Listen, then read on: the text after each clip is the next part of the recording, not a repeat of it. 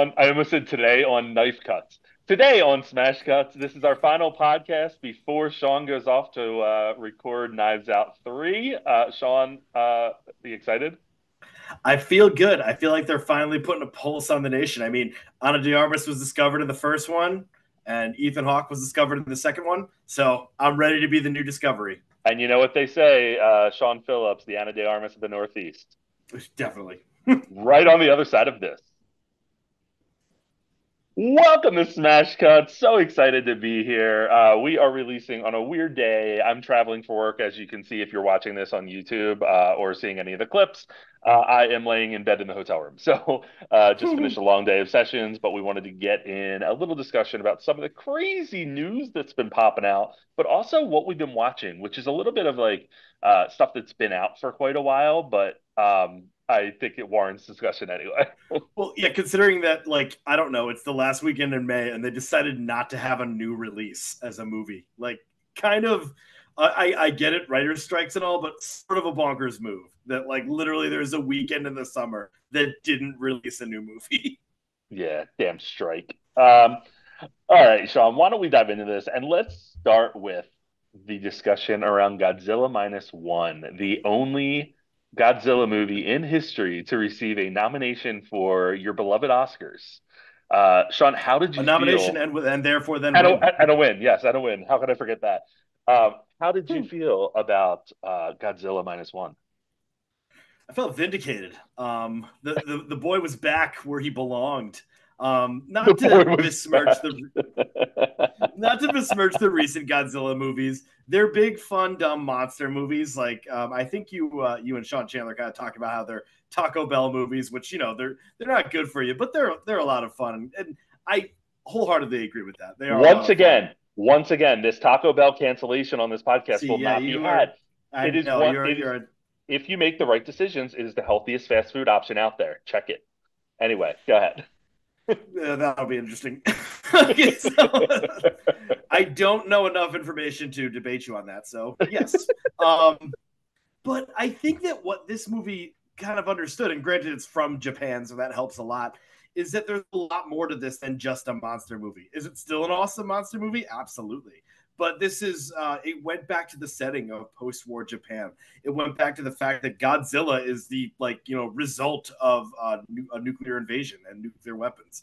And it really was just like about like the humans involved. I didn't expect to cry twice in a Godzilla movie, and this one had me. Granted, that baby had the exact same cry as my dog, which like was eerie, and I thought that she was crying in the other room, but it turned out to just be the kid on screen, which got me. But then them all saluting either that soldier who almost get or they're saluting Godzilla at the end, and there was like a passionate moment there, and what I loved about this is that it was everything about the old Godzilla. Like I only recently saw the first Godzilla, and it's so like good because it's a fun classic monster movie. This brought back all the visuals of it. It brought back like this one visual effects for interesting because it's such a low budget and it's still very good visual effects, but the visual look of it is so classic. Yeah, And like the very actual classic. monster design is so classic to the Godzilla.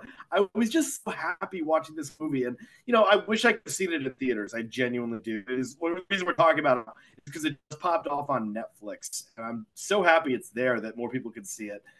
It just didn't work out for me to see it in theaters. It also wasn't enough times, so shame on them. But I just really loved this movie. I can't. I've already given the review. I haven't posted it yet, but it's gonna be an A. I Yeah, like just to like bring back the nostalgia of Godzilla. It's just so great. yeah. I really enjoyed it. I thought that, Oh, it's he funny. froze. Oh, pause. There you go. I really enjoyed it. I thought that like We're good. when you think back to like some of the ones that have been coming out, right? They're a different intent. The release of those is a different intent. They're Yeah. popcorn movies or to be big blockbusters, have a lot of fun, explode stuff. This like brought the story back to a classic Godzilla, was a core story about, the people really. It balanced that very well. And yeah, very, very enjoyable in that sense. My knock on it, if I have to look at it with a critical eye, is that it did feel like a modern version of what we've seen before. And Mhm. but it was executed flawlessly, and Yeah. that's the real positive for me. Well, it's so tricky because there were moments where I did almost like that. That would almost be my knock as well, where this almost felt like a remake of the Hmm. original Yeah, Godzilla. Like, yeah. I mean, like the little things like the newspaper, like the news reporters on the top of a roof, reporting on everything, and like, but you know what that did is I was just like, I just got so excited. I was like, they did that in the first one, and I just got like so amped up, and I got like, it just got so happy.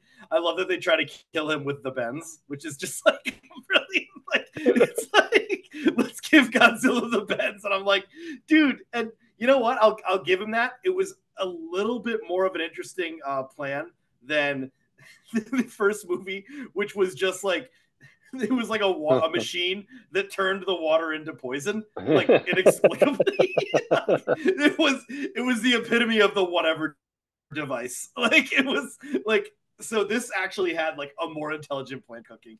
But I love that like, the past ones have talked about like, well, it's because when the US dropped the nuclear weapons, that's what caused Godzilla and stuff. And so, it was a hit piece on the US, which by the way was fine because we did drop two nuclear weapons on Japan, which was fucked up.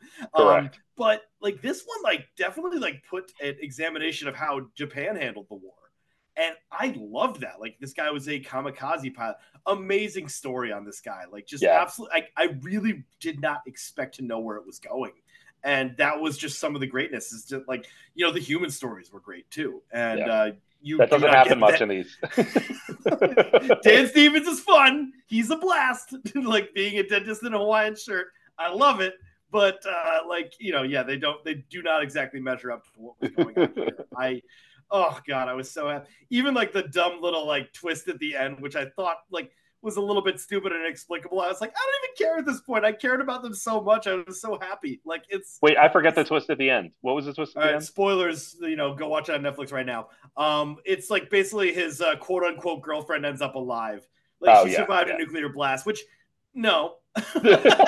Like just no on so many levels, but in the end I was just still so happy that I was like, nope, I don't even care. But it like no, but I think your point is made. It's very much like it's a reimagining, it's a remake, it's Creed to Rocky, it's Force Yeah. Awakens to Star Wars, and yeah, it's like, but oh, it's just so cool. I was just so happy. It was very cool. It's funny. I saw a TikTok that got me thinking. It was like things that are mysteries or things that are creepy, like major. What something? Maybe it was specific to nuclear bombs, and it was like it was like the most something along the lines of like the ten times that like we almost destroyed our planet or something, or Jeez. something like. And one of them that they brought up was a Tybee Island incident off the coast of Georgia. It was when there was a plane collision in midair, and one of the planes was carrying a an atomic weapon, a nuclear weapon, and it went into the ocean, and there were rumors that the Soviets had recovered it. It's never been proven, so there still very well may be a nuclear weapon down at the bottom of the ocean. Now, granted, this happened 4 years after the first Godzilla movie came out, but it got me thinking to a lot of like the nuclear direction that these stories go with the weapons and the just the power, the nuclear power itself. But just a weird connection there. I also on the plane, I told you the other day, I watched a shit ton on the plane. I watched the first episode of Monarch: Legacy of Monsters. Oh yeah. And So how do you feel about this? I thought it was. I was very intrigued. I did enjoy it. It's choppy, Mm-hmm. so I need to like get into it a little bit more. But I was enjoying what I was seeing. So I want to watch the whole thing before I give it like a final. But it has promise. I thought it was interesting where they timed it, where they put like this in the timeline of the modern films.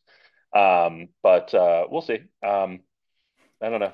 It's a fun. It's basically a little bit better than the stuff they're making with Godzilla and Kong Kong. in theaters. Which I mean, it's not a ringing endorsement, but it is still like there's a little bit more thought to it, especially with Yeah. the as we talk about the human characters. There's more of a human story here because Yeah. they can't afford to do that many monsters in each episode. So the monsters True. show up occasionally, and it is more about like the secret monarch society, which I Yep. do kind of dig. Like all of Yeah, I that think it's stuff. really So cool. It's yeah. kind of like a more intentional, smarter Lost in a way. Like granted, Mhm. I don't know. It's The and by the Dharma way, Initiative. the Dharma Initiative, Dharma and Greg Initiative. That's coming on to Netflix again July 1st. So I'm definitely Oh doing a God. rewatch. Oh my God. There will be. It's gonna be. I hope it resurges. I hope it resurges hard, where it's just like in our filmstagrams and people are just talking about Lost again. Because Probably. what a cool show! Like, man, I mean, I know it fell off, and that's the popular opinion, and it definitely did. But what a cool show the whole way through. I don't have a strong opinion on the finale. I want to rewatch it so that I can like Yeah, revisit it this late. Because I also used to watch it like during college when we were drinking. So I want to be like, especially now with like a critical mind, in film and television, I want to be able to give it a little bit more credit it's so tough because if I deserved. binged. I did binge all of it, so like I never watched a single episode live. So that's definitely a problem. Like because I definitely like missed so much stuff.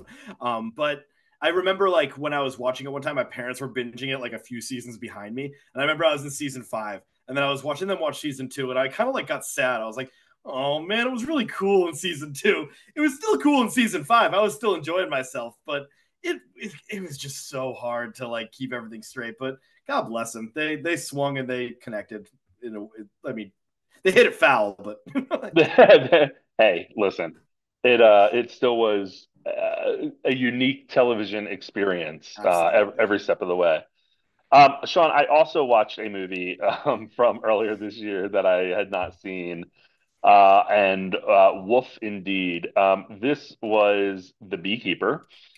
We can't Star talk too negatively about this movie because apparently it's one of the box office saviors as we're talking about like all these movies. Oh, I'm not going to be too negative about it. I'm not going Oh, to be very negative about it, actually. I had a good time with it. yeah. It is a lot of fun. The action is incredible. Jason Statham is Jason Stathaming. But I think the annoyance was the writing was so fucking annoying, and so bad. And he was doing like the Keanu Reeves and John Wick, where like he wasn't saying much, and what he was saying was so stupid. And it also was like this, larger governmental conspiracy that was happening. And by the way, they never explained the beekeepers much besides like they're just like, a Jason Bourne division of the government.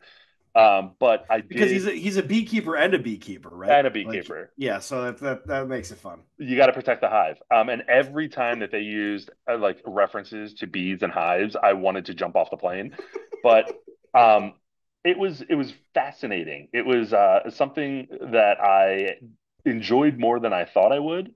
Yeah. Um, I can see why people really enjoyed it. It was a lot of fun. Jason Statham was good. The thing that I didn't like, people were like, "Oh, Josh Hutcherson." He was not really in it much. He's kind of just like, pulling the strings behind the scenes and playing like the drug addict son of spoiler the president that you find out like halfway through. Which I thought was a cool twist because I love anytime they bring like the presidency in and there's no explanation about any of this shit happened. But you're just rolling with it because you're like, okay, they're blowing stuff up. This is fun. Yeah, I heard this was like, pure shit, but so much fun that it doesn't matter. Like You didn't that's what see it it? basically. I haven't seen this one. This one. Oh fuck, Sean! I thought you saw it. Oh no, this. I mean, I think I'll be okay. Like, like at this point, like if it escapes me through the theater, then it's just one of those things where it's like I'm not paying a dime for this thing. You put it on a streaming service. I have enough streaming services where, for the love of God, put it in front of me somewhere, and it still Dude, hasn't done that. So you know what? Like you don't deserve my eyes until you do that. like I don't know what Jeremy Irons was doing in this movie. Like he's there, he's has a role, but like okay, get the money, buddy. Take that Collecting paycheck. a paycheck is exactly what it was doing. He got that and some residuals from his live Lion King performance, which was dope, by the way. Like that Well, was his amazing. his was, but Northwest really wasn't. But the other one is like mini drivers in it for 30 seconds. It's so weird how like this is structured, but the writer is Kurt Wimmer, and he's had some interesting hits and misses. He's done stuff most recently like The Expendables 4, Ooh. and the new Children of the Corn, but also then did like Law Abiding Citizen, which kind of makes Oh, sense and The Recruit. Remember The Recruit with I Colin Farrell? love The Recruit. I mean, that is pure garbage crime. Like that is just some great stuff. He also did Sphere, and he did Equilibrium, which I think is an underrated 2002 movie. It was kind of like it fell into too many comparisons with The Matrix, but Equilibrium Yeah. is like that story. Do you remember this story where like there's no emotion? I You can't have actually. art and shit. Oh, interesting. I've It heard the title of that, but I never heard the premise. Oh, it's a fascinating. It's like they like there's no color, there's no flowers, there's no whatever, because emotion can cause dissent ultimately, and very, very fascinating. He's also writing Solera, which I feel like I know something about, but IMDb is telling me nothing about. So maybe not. Oh, that's one of I the. I think think that's the name of the restaurant we're going to tonight. Never mind. I didn't even realize.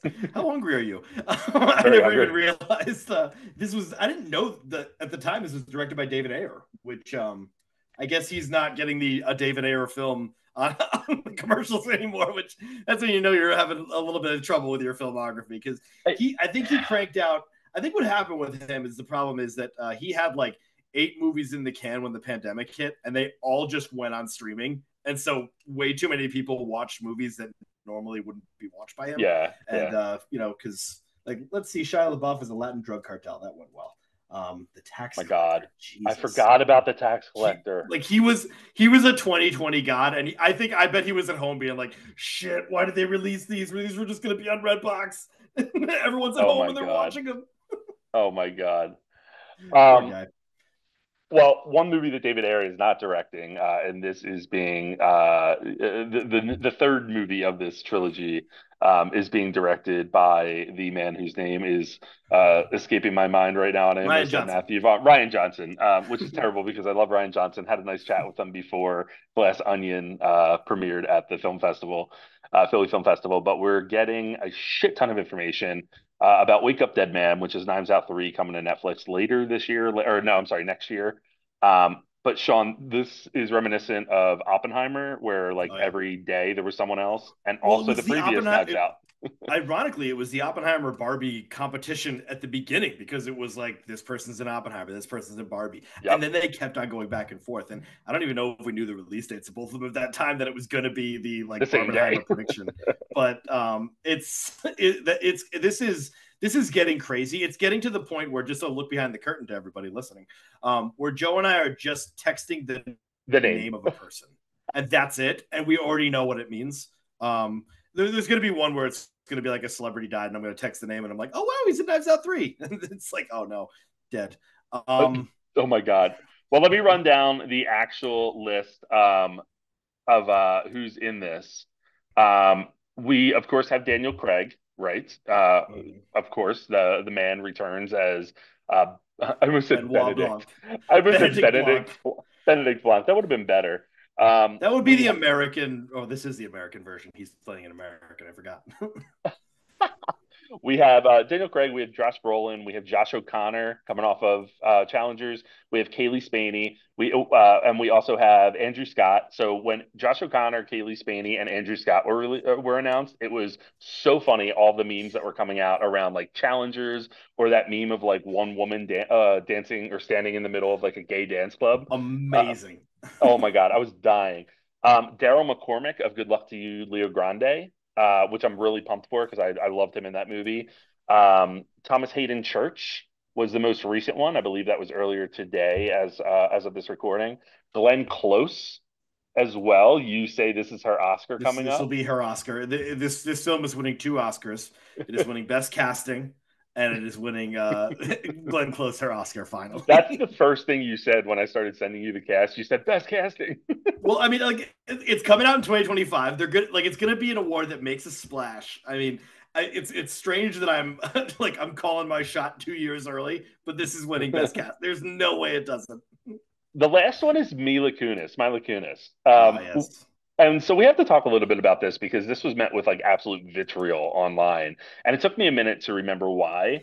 And Gaius Bowling had shared that it goes back to when she and Doofus Face wrote the Ashton letters Kutcher, yeah. supporting Danny Masterson in his trial. Like, I don't know. What do you think about this? Well, I'm an idiot that totally forgot that, and I I did was too. I someone did that too. I remember I followed that, and I was like, wow, what a stupid thing those two did. And I'm not going to excuse what they did, but I'll just say that Hollywood used to be an extremely garbage place where everyone protected each other, and now it's only slightly a garbage place where people protect each other. Like I always go back to in 2002, we Hollywood gave an Oscar to Roman Polanski, and everyone got up in the theater and cheered, but he couldn't accept it because he wasn't allowed in the country because he would have been arrested for raping a kid. So, like, and that was 2002, not that long ago. And you know what? We could boycott every one of their movies. There's a lot of people that were giving that man a standing ovation that we like just don't. We're just trying to ignore now because we still like their movies. They're like, I'm not excusing any wrong behavior that anyone does. Like, I really am not. I'm just saying that like you're boycotting a lot of movies if you're pissed off by what actors have done in the past. I think that this one it's inexcusable. The letter they wrote, basically, they wrote a letter about Danny Masterson, who was like put in jail for like the rest of his life for basically several crimes, including cults and sex trafficking. Like absolutely horrible human being. Those letters, if I'm going to excuse, I sound like I'm defending her, but those letters were never meant to go public. They were just meant to go to the judge to lighten the sentence. It doesn't make it any better. It doesn't make it any better, but they're not like publicly acknowledging this guy. They even may be like, hey, this guy's a piece of shit, but like, he's our friend. Once Right. again, I'm going to say this 10 million times, not defending their actions. I think it's dog shit, like what they did, but I don't know. It's like they weren't like, like protesting in the streets for this guy. Like I said, I totally forgot about this. Maybe I shouldn't. Maybe I should always hold celebrities accountable. But I was just like, oh, that sounds like fun. She's gonna be in this movie. I don't know. I mean, like if like once again, like look at when Polanski won that Oscar. Look at the clip. We'd never watch a Meryl Streep movie again. We'd never watch any movie again. So let's face the fact that like people are dumb and they do stupid things. And let's hate Danny Masterson more than Mila Kunis and Ashton Kutcher. I'm more outraged, honestly, by the fact that this title is just a "Don't Worry, Darling" situation where there should be a comma here. I don't know. I'm not, who knows? I don't know what this movie is. Well, like think about it. What is "Wake Up, Dead Man"? Like, is it "Wake Up, Dead Man"? Because then there should be a comma, or should it be "Wake Up, Dead Man"? Like, I feel like it's. I saw. I don't remember what I had read. I saw someone put something online, but I feel like it's something to do. So for some reason, it goes to like a band for me. Like "Wake Up Dead Man" is like the name that of a works. band or something. I don't know why I think of that, but maybe I don't know. I Who like would that better. you? We have a wild cast here. There's a crazy Yes. cast already. We're probably going to get a few more power players. Who do you would you like to see involved in this cast? Well, first of all, I don't think he will be announced, but I would like to see the return of Hugh Grant Oh yeah, yeah, as yeah. That's true. Benoit's alleged partner. I think that Alleged partner. oh yeah, If it yeah, there walks like a duck and it quacks like he a duck, answered the door and Benoit was in the tub happy playing Pride pool. Month. Yeah, He's a come gay. on, alleged. like, but no, I want Hugh Grant back there. I want not even in a more substantial character, but maybe a couple more lines for fun. Um, I other than that though, I do like I mentioned this in the opening. I want like the new like not that Ana de Armas was discovered by Knives Out, but that is where most people heard from her first, Mhm. really. And so I kind of and she was like the central character. So it would be kind of cool if I always say like bring an unknown in, but it would be kind of cool if like we once again discover an unknown as the main character. But other than that, I mean, they covered the board, didn't they? They got through they went through the internet. They went through like like the gay memes. Then they went through like established actors. Then they went to like those thirsty for awards. I mean, they really did cover like everyone. And so, I'm good. Who do you think should be in there? Because I know you got a couple in there. I have three that I'm like thinking about. One is Jermaine Fowler from The Drop, Oh as yeah, well as from Coming to America, the sequel. I that just would be think good. he's I think he's a really talented actor. I think he's looking for his major blockbuster breakout role. And I would love to see. I think he would do well in a comedy like this with a number of individuals. Um, Another is just like one that I personally have been rooting for a while, and he got buried because of the movie that he was in. But he was the live action Aladdin, Mina Masood. Oh yeah, I he was great. I really think he's a talented actor, and I'm waiting to see him in more. And I feel like something like this could help break him out. And the last one is kind of like thinking about that strong female presence, um, kind of like the Kate Hudson level casting. That's not like the Dame Judi Dench or Glenn Close, but Uma Thurman. I feel like could have fun in this as well. I don't know. I'm excited for it. I'm still very excited for it. I will say, like, it's so interesting how this all worked out because the first one was such a surprise, and Hmm. it wasn't even like, this that cast is like minuscule compared to the last two almost. Like it's it was like a bunch of cool redemption factors, but then it was just like, wow, it's just like this deep bench of like people that are just coming back into the entertainment scene. But it was just such a shocking movie in general. And then Yep. the second one, I still like a lot. I still think it's hysterical. I still think it was very clever. I think they got a little bit too much in the move fast, break things, like, techie culture, which was a little bit of a bummer, but still a blast of a film. And so I'm, I'm looking forward to this. And it'll be interesting to see like how everyone's utilized because we get excited when we hear each person, but then like you Yep. hear like Ethan Hawke is going to be in Glass Onion, and he's in it for a second, which it what by the way was also hysterical that he was just like in it to give like the COVID cure and then leave, like, which was great. I don't love both of them. I'm very impressed by any writer that can craft a story like that. Um, so I definitely appreciate that, and I'm looking forward to more to another one just because of that. I think Ryan Johnson's a very unique talent, and I think he has a really good hold on how to deliver a surprising movie like this with twists and turns, and visual flair as well. I think he does well with a big cast like this, so I want to see kind of what comes of it. All So right, Sean, who? Oh wait, no, I gotta go with this go one. for it. Go for it. Who will be the big standout? Because I think in the first one I would say it's Ana de Armas, maybe even Chris Evans because he was like surprising, and maybe even Daniel Craig was the standout. But in the second one, it was Janelle Monáe, who I was like, I knew she had She was acting hilarious. chops, but I didn't know she had that kind of acting chops. I really thought she should have gotten nominated for that one. Who's gonna be the big surprise? Because I do have someone flagged here, but I think I feel like this is yet another like Josh O'Connor yeah. thing. Honestly, um, I think I think Thomas Hayden Church could have a real kooky role or kooky time with this. But yeah, I don't know. Who do you think? I mean, I'm thinking like this could be a Kaylee Spaney huge showcase. She was one of the first announced. Hmm. She has been in a lot of movies and sort of disappeared in them and has not, like, Priscilla was a big one for her, but that kind of like got swept under the rug. Then Civil War showed up and that was like a big deal, but she wasn't really the standout. She's going to be an alien Romulus. And I talked to a friend of the pod, Courtney, and like she was just like, I don't know if she's that much of a performer. I'm like, are you looking at the performances in an alien movie? Minus Sigourney Weaver, like, they're covered in face huggers. Like, you're not going to really look at the Yeah, performances there. yeah, But absolutely. yeah, so like I think that this might be like the one that like this is her huge one. I hope so. I mean, she was really good in Civil War. I was surprised by her there. I thought she was fine in Priscilla. I just didn't love that movie. Yeah. So I don't know. Could be good. I think you're right. I think Glenn Close is going to have fun too. I think she's going to really just go for it with this. But Imagine if this is the one where she lets her hair down and that's what gets her the Oscar. Like, once again, I'm just so excited for that narrative. I want them to also throw like another, like put Meryl Streep in it or something and see what the hell happens. Like that would be fun. she's shown with Only Murders in the Building that she does like to have just like a whole heap of fun. So I'm ready for Mamma Mia 3 is coming too quick, so she won't be able it. to. All right, Sean, Smash Cut, Smash or Pass, ready to roll? Let's do it very quick.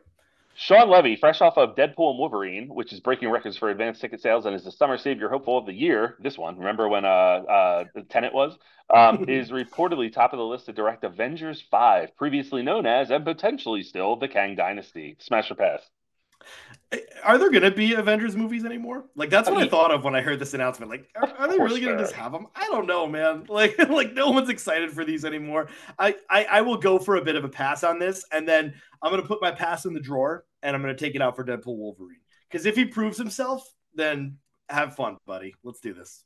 They were saying someone was saying, "Oh, then Deadpool and Wolverine must be really good," and I'm like, "No, it means it's making the money. Like that's what they care about Yeah, right now." like, first of all, and everyone, like, if you want Marvel to succeed, stop hinging on the Deadpool movie. The Deadpool movie is going to be a blast. It's going to be fun. But looking like the guy that looks at the screen and makes jokes about the franchise is not what you want to hang your franchise on. It Correct. is an Correct. outside movie, guys. Like, come Correct. on. Like, this is not We the all future of know. Marvel. We all know it's Blade that's going to save the MCU.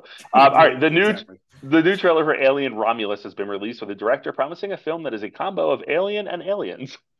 Those are opposite movies. But then I saw the trailer and I was like, I kind of see what he's going with. It's Smash or like kind pass? of like the team.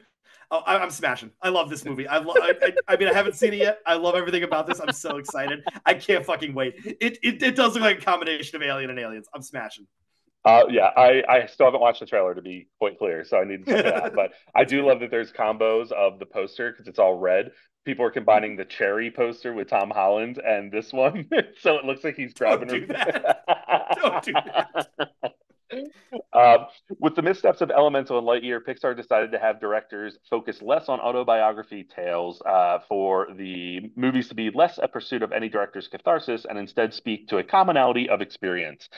We're talking about individual catharsis like Luca, which was inspired by a number of things from the director's experience. We're talking about Turning Red. What are your thoughts with this? Yeah, Lightyear, the famous like personal story of like I don't know, man. I Commonality mean, of experience. you by the way, you put your movies on Disney Plus for 2 years, and then people didn't see the movies because they're waiting for them on Disney Plus. That is why I picked. And also, Elemental had a bad opening weekend and then did amazing in theaters for Amazing. the entire summer. So I will see what Inside Out 2 does. I'm thinking it's gonna be pretty good. I think so because people like there's a lot of goodwill for Inside Out. So I'm passing on this. Pixar, you're learning the wrong lessons. And you know what? Disney animation is going to be get cooler. Building off of Pixar, this Pixar story, another one. Uncut Gems was apparently an influence on Inside Out too. Yo, directors say this bullshit all the time. And you know what? Have fun. Good for them. Someone said like Honora is like Uncut Gems as well, the one that just won the Palme d'Or. Yeah, And on one hand, like that gets me really excited. And then someone said, "No, it's not like Uncut Gems. It's more like Good Time." And I'm like, "Fuck yeah, dude! That's the way better movie." like yes. Anora, which is hitting theaters in October, I believe. Um, Here's a very interesting one, Sean. Paul Giamatti will headline a hostile television series with Eli Roth returning to executive produce what is being described as a quote modern adaptation and an elevated thriller. Smash or pass? So they said this was going to. I think I will go with Smash, by the way, because this is just so I'm insane. so into it. But where is it streaming? Is it Apple TV or? Oh, I don't know if I even saw that part. I looked through the article and all I saw was Severance, which doesn't mean necessarily it's going to be Apple TV, but like it's from the creators of Severance. Which if it's from the creators of Severance, that's sick and twisted, and I'm all in for it. Like they know how to make a messed up setting. Yeah. So, but like, what streaming service is going to shoulder the most sick and twisted, disgusting? I know like they're not like rated anymore, and there's violence in all streaming shows, but this will be the most fucked up like ever. But Oh, it's the studio behind Severance, and it yeah, doesn't have a distributor attached yet. But Roth is also set to direct and write with original franchise producer Chris Briggs. I'm still so fucked up, man. The Like listen, the first one was great. God. We're lagging a Like little bit. it was so great, but I remember it was like one of the first scary movies I saw. But my goodness. Do you remember the snip of the leg, the snip of the ankle? So the snip of the ankle I remember, but I remember like when her eye was hanging out and they cut the eye and nothing Oh happens, and God. then like ooze starts shooting out of it, and I was like, when they cut the eye, I was like, oh cool, and then like all of a sudden ooze comes out, and that's what I can't forget. Like, Oh my God. Oh my God. Oh my God. Oh. All right, last one. The Venom: The Last Dance trailer has also been released. Sony's next attempt at a Marvel property that has been lucrative for them with the previous two. Listen, when what's her name is dancing with Venom, I was like, I am seated for this movie. And the horse. We can't forget about Venom Horse. I see these movies. The Venom horse is amazing. I see these movies as the Fast and the Furious movies, where I don't think I necessarily like them that much, but boy, do I respect them. Like they are leaning into this franchise, and they are ending it with this one. I love how people are confused about how the government got the symbiote. I'm like, shut up, dude. There's a Venom horse. Like, are you looking at these for the plot? I mean, goddamn.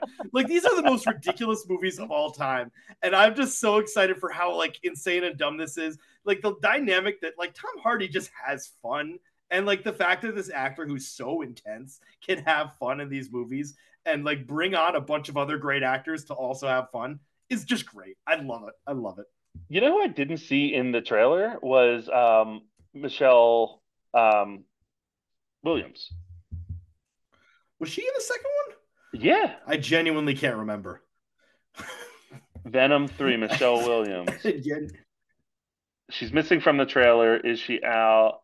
but it's severely lacking one thing. Or has she been gas replaced? All good things must come to an end after. Oh, there's no answer. So this is just a bullshit article.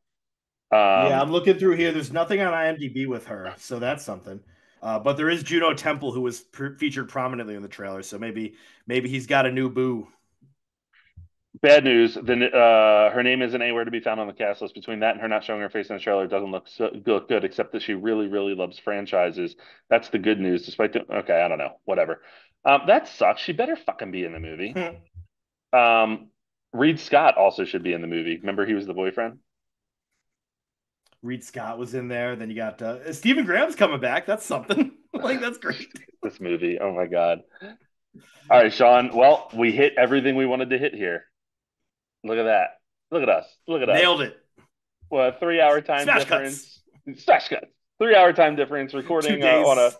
yeah, 2 days because I was sick on Sunday. Things are great. Things are going well. Anyway, what are you seeing this week? Ooh, I guess Bad Boys. Bad Boys is getting Either that or like surprisingly good reviews. I was so bummed out. Like, I don't know. Yeah, I guess I'll see it. The trailer didn't really do much for me, and I felt like, Bad Boys for Life was cool and all, and like this one just seemed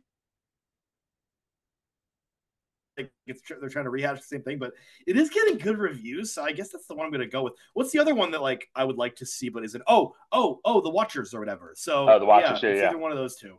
We'll see. yeah. I get But back Friday, like Friday at 5 a.m. So I'm debating if I'm going to go see. I'm definitely seeing Bad Boys because I love that series. But I'll probably see The Watchers as well. yeah, All right, I'll hopefully be able to see both. I think I'll be able to pull it off. Attaboy. That's that math teacher movie's coming back full swing. Baby's about to be, 17 years old, out of the I'll take her to house. one of them. Which one should I take her to? The Watchers, definitely. Yes. All right. Talk to you soon. Bye.